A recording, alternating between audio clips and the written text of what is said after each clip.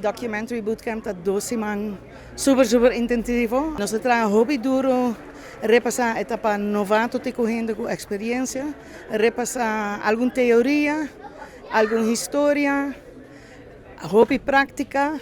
Na final de primeira semana, nós pitch uma ideia, nós sim a desarrollar uma ideia, e de 2 semanas nós produzir. E o que você vai fazer hoje tá é resultado de 2 semanas aqui, 2 short documentaries. Trabalhar para participantenan.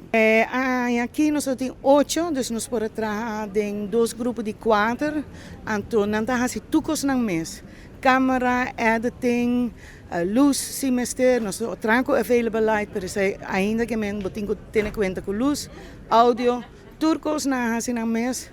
Hopi di nang nunca hasia pro me, dus na hasia say ding 7 dias pro me kunang tahanya camera de namang panong sali filma. Experiência, toto hopi leuk, me toto hopi contento com meu grupo. Grupo hopi nice e nanta duna feedback e nós tudo tá extra junto. Tur gente tá tem party para maneira work along with. Me tô hopi contento com meu para trás de câmera, você também promete aguantando câmera, filmando e me dá muito contento com me para fazer. Me sabe que me quer estudar na direção aqui, me acho que tá diretor ou tá cameraman.